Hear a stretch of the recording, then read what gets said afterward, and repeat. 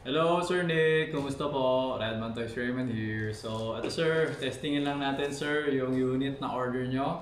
The KJ Work KP19 Airsoft Gas Blowback Pistol. Okay sir? So, ito yung latest model na pistol from KJ Works, Taiwan. Okay? Yan sir. So, kung di mo nagkakamali, tayo pa lang yung unang meron na to sa Philippines. Okay? So, basically, parang kayo yung pangalawa, ako yung una. Okay. Ayan sir. So wala pa akong review regarding dito kasi nga kakarating lang. Okay. So bigyan lang natin ng konting information. This is actually naka-fix na siya, no? Fix barrel na to. Kung mapansin mo, hindi yan gumagalaw. Ayan. Ayan. So naka-fix na siya. Fix outer barrel yan. Hindi ko lang sure kung ano to, kung aluminum to or zinc alloy. Kailangan ko pa i-check. Nakalimutan ko na eh kasi hindi ko pa masyadong nare-research. Basta ito lang yung alam ko. Naka-fix siya. Tapos to adjustable yung trigger. Tapos ito, this is steel, no? Steel hammer. Tapos itong slide stop or slide lock, yung loob steel. Yung labas, parang ano siya, parang hybrid siya. Yung outer part, ano siya, parang zinc alloy. Tapos yung pinakagitna, yung pinakabakal na ganun, steel yun. Or may halong steel. Tapos, itong ibabaw na to natatanggal to siya. Ayan, mapapansin mo may screw, natatanggal yan. Pwede mo siyang palitan ng, pwede lalagyan, meron siyang mount para sa optics. So, ayun, ganun siya. Para maging ganun siya. Meron na siyang mount, tapos marami siyang butas eh. Maraming butas yung mount niya. So, ako wala pa ako masyadong idea, kailangan ko pa mag-research. Ayan, dami siyang butas. So, hindi ko lang alam kung ano yung mga optics na compatible sa kanya. Okay, tapos marami siyang screw para doon sa optics na gagamitin mo. Okay, so yun. Maganda yung quality niya. Yan. Okay, tapos naka-fiber optic sights. Okay? So, yeah, removable to lahat. Ayan, removable. Ayan, meron siyang Allen screw, so pwedeng alisin to. Okay, tapos so may mga upgrades. If ever, ano to pwede mo palatan ng mas mahabang inner barrel, papaabutin mo hanggang dito yung inner barrel, something like that. Okay? So, tapos yung ano niya, yung mag cuts niya, extended. Yan. Tapos, ang isa napansin ko dito, yung nandito yung beaver tail, wala na oh. Wala na siya. So, hindi na siya storbo. Kasi actually, ito yung isa sa pinakaayaw ko sa mga, sa 2011 sa Haikapa. Ayoko sa kanya kasi minsan pag hindi mo napapress mabuti, ayaw pumutok, di ba? Ito, parang ano na siya, modern. Kasi ngayon, sa panahon ngayon, yung mga 2011, dinidisable na nila itong part na to sa beaver tail eh. Inaalis na nila yan eh. So, kahit na sa tunay na barrel, makikita mo, wala nang ganito eh. Naka-disable na, naka-flat na. So, parang ang safety na lang. Ito yung ambidextrous safety na lang. Ayan. Yun na lang yung nagiging safety. Isa na lang, hindi na dalawa. Kaya mas masarap siyang hawakan. Yan. So mabilis din mag-change mag sa kanya. Yun din yung isa na gusto ko sa kanya. Kasi nga, actually, kapag yung typical na high kappa, isang dot lang, isang bilog lang eh. So minsan, hindi naabot ng daliri ko kasi yung kamay ko hindi ganun kalaki. So hindi siya abot ng daliri ko. So ito, abot na abot siya. Tingnan mo. Hindi ko siya kailangan kasi normally kasi pag change mag, yung mga shooter yung bumabaril ganun. Ang ginagawa nila, ginaganon pa nila yung baril, tinatabingi pa nila para mapindot nila to. Diba? So, sinaside pa nila. So kung sa competition, yung iba nadi-disqualify pag sinaside nila, ginaganon nila. Kasi nagbe-break ng 180. Ganun siya. So ako, one of the reason kung bakit gusto ko yung mga Glock. Kasi nga, yung mga Gen 4 at Gen 5, hindi mo na kailangan ganunin. Naaabot ng daliri kasi mahaba yung mag-release na button. Kaya parang nakatapat ako sa range, gaganunin ko lang, press ko lang. Minsan ginaganon ko lang para sigurado mahulog agad. Yan, ganyan. Tama, nakabumabang, bang, bang, bang. Hawak ko na yung magazine. Bang, bang, bang, bang. Diba? Yan. Oh, di ba? Galing, no? Yun yung preliminary kasi hindi ko pa rin naman masyadong pero nakapagputok na ako and swabe yan. Sarap niya iputok.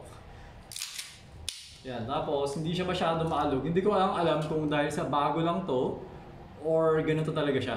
Kasi pag yung ibang model, like yung mga ibang KWE, like mga T-Rex, mga ganun, makalug kahit medyo bago. Ito, hindi masyado. Although meron konti, pero okay naman eh. Okay naman. Hindi masyado. Okay, hindi siya masyado, pero okay, solid. Tapos naka-magwell din siya. Yan, itim na magwell. So, ayun. Overall, okay siya, okay. Masarap siyang gamitin. Tapos medyo ano pa to, hahanapan ko ng modification. Actually, meron isang mod dito, kaso nga lang hindi okay. Ito kasi, threaded kasi ito eh. Alam ko yung outer barrel niya may thread para kumapit itong compensator. So, pag tinanggal mo to, makikita mo may thread. So, sa tingin ko yung thread na yun, pwede ata kabitan ng suppressor yun eh, kung gusto mo kabitan mo ng suppressor. So, yun nga lang, sa akin sana, kung po pwede sana, naka-adapter sila, yung thread naka-adapter para pwede mong tanggalin yung suppressor, itong compensator, tapos aalisin mo rin yung adapter para magiging standard na high kappa lang siya. Sana dapat ganun. So, I'll try to email KJ Works, sabihin ko sa kanya, gawa niyo ako ng ganito or gawa kayo ng ganito para ayun. Tingnan natin kung makinig sila. Okay?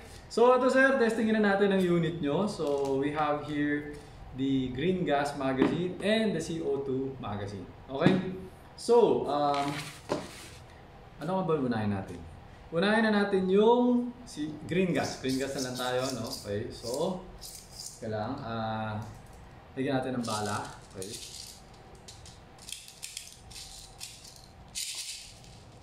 Ayan.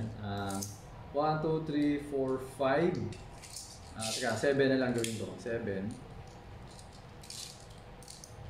6. 7. Okay? Ayan. Ngayon, kapag maglalagay ng gas, okay, hindi kasya, kumbaga may butas eh, di ba? Pag yung ganitong klaseng gas hindi ko lang alam kung yung ibang gas meron mas mahaba. Okay? Pag ito kasi hindi siya umaabot dito. Pag nilalagay mo ganyan, hindi siya abot. Umabot ba? Ayan, wala eh. Hirap eh. Kailangan tanggalin talaga to. Parang katulad dun kay Umarex. Hindi ko lang alam kung naka-order na kayo sa akin ng Umarex, no? So, kailangan medyo ibukas mo to. So, dalawa yung paraan para mabukas to. It's either gamitin mo yung kuko, bababa mo to, parang katulad ng kay Umarex to. Yung follower, bababa mo yung follower. Medyo matigas nga lang. Tapos, i-slide mo to, papasok. Yan. Ayun, ganyan, para ma-access mo to. Diba? Or, yung isa is, gagamitin mo to. Tapos, ipupush mo, papasok mo sa butas, ipupush mo yung parang lock. So, ganyan, ipupush mo, tapos itutulak mo pa ganun. Teka, wait. Yan. So, yun yung way para ma-access mo tong input valve. Okay? So, ayan, kakargahan na natin ng gas. Okay, yan. Yun siya. Tapos, pagbabalik mo, pero mas mabilis pag gagamitin mo na lang kuko. Pero, oo, matigas yung kuko. Sa akin, medyo malambot yung kuko ko eh. Kaya, parang, ang tigas pa naman na to. So, pero okay naman, na-manage naman eh, nababalik naman eh. Okay? So, ayan. Okay na to. So, testingin na natin. Check natin kung, ayan, ilan FPS ng unit mo. So, ano siya, medyo mataas yung FPS na tong unit na to eh. So, okay. Yan. Wala naman ako ibang masasabi dito. Wala naman. So, sa box niya, it comes with, meron siya kasamang ganyan. Dalawang Allen wrench. Kung hindi ako nagkakamali, ano to? Pangtanggal ng fiber optic sights yung isa. Tapos yung isa pang adjust nitong trigger. Dito, parang meron siya. Hindi ko alam kasi parang, yan, meron gumagano. Parang meron siyang slack, parang gano'n. Hindi ko alam. Or, actually hindi ako sure eh. Kasi hindi naman ako high kappa shooter. Pero yun nga, parang may adjustment siya eh. So hindi ko alam kung, ayan, hindi ko kabisado yung part na yun kung paano. So, pero pwede naman huwag mo nang galawin. Okay naman na siya. Okay? So ayan, pasok natin yung magazine. Okay, kakasala natin. Sinimbala, yun. Medyo malalim pag kay kappa. Okay? So, ayan, firing na tayo. Firing. As usual, malakas kapag high kappa. Ayan, 381.9. Okay, 381.9. Hindi na yung kita. Kita ba? Hindi pa lang nakikita. Okay, 381.9. 378. 366.5. 367. 360.8. 355.8 and 359.1. Okay? So yan, nag-open chamber siya, remove the magazine, ng bala. Okay? So ngayon, dito naman tayo sa CO2. Okay? So sa CO2, medyo kailangan ipapush mo yung takip. Toto. Gamitin natin yung ano, ito. Hindi kasi abot yung ano, hindi abot yung parang para dun sa ano eh, hindi abot. Kumbaga yung dito niya hindi maiksi lang eh, hindi ko maganon eh. So, kailangan gamitin ng ganun, yung tip no ano, push. Okay, so ito, ayan. So, open mo siya, gamitin mo yung malaking Allen wrench, okay? Tapos, pasok mo yung cartridge, dahan-dahan lang para hindi ma-puncture, ayan, okay? So, pasok mo yan dyan. Tapos, ibabalik mo yung takip. Okay? Pagbalik ng takip,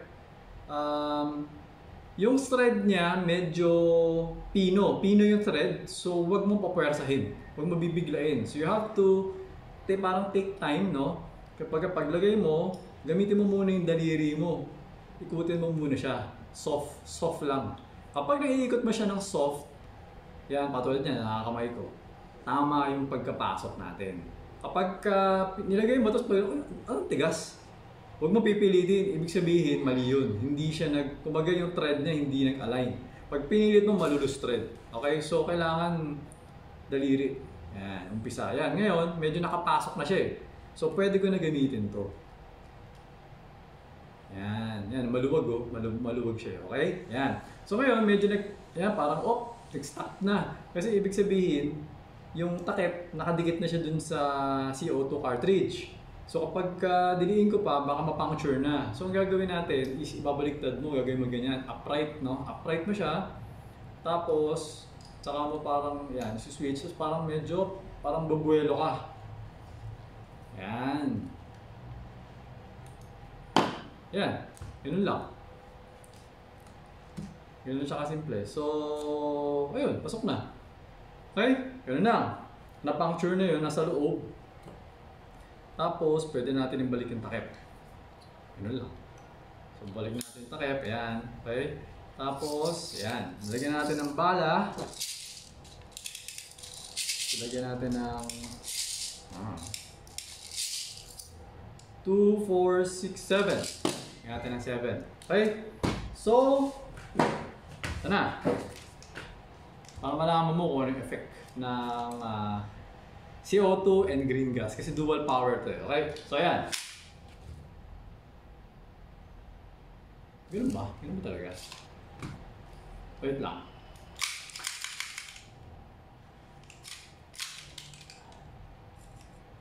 May pumasok na ba? Parang wala na. Wala. Okay. So, nag-open chamber siya. Tapos, 2, 4, 2, 4, kaso 6 eh. Sino siyang bala? Hindi may bala dapat. Wait lang ha. Meron eh. Huh? Meron, pinahin niya itong bala. Wait lang.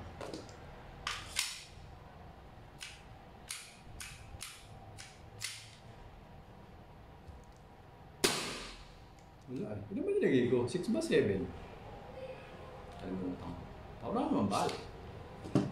Okay? So naka-open chamber siya, no? Tapos pagpasok natin, hindi. So kanina, medyo mababaw yung pagka-open chamber niya. Kaya pag pasok ko ng magazine, nag-close. Okay? So, ayan. Ganoon na naman yun. Tapos, ano siya eh, teka. Ito, for this one, pwede mo siyang hilain. Kasi yun yung parang design niya. Parang pwede ata siya hilain. Teka.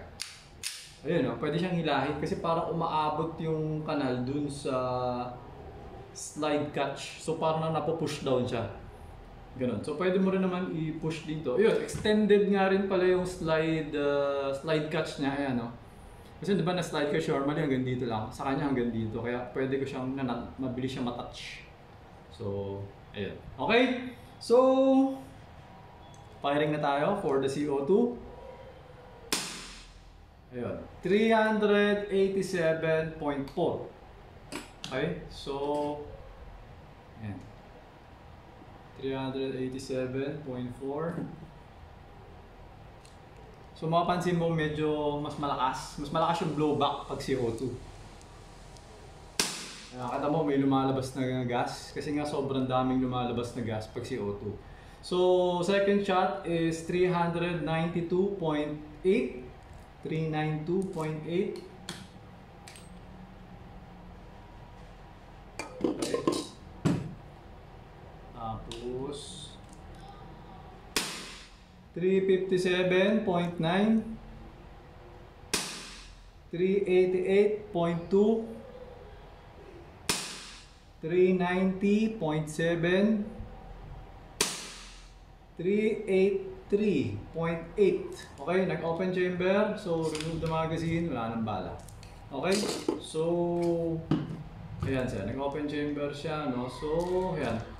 Pwede kong ayan. So, extended yung slide catch. Okay? So, ayun sir, hammer down.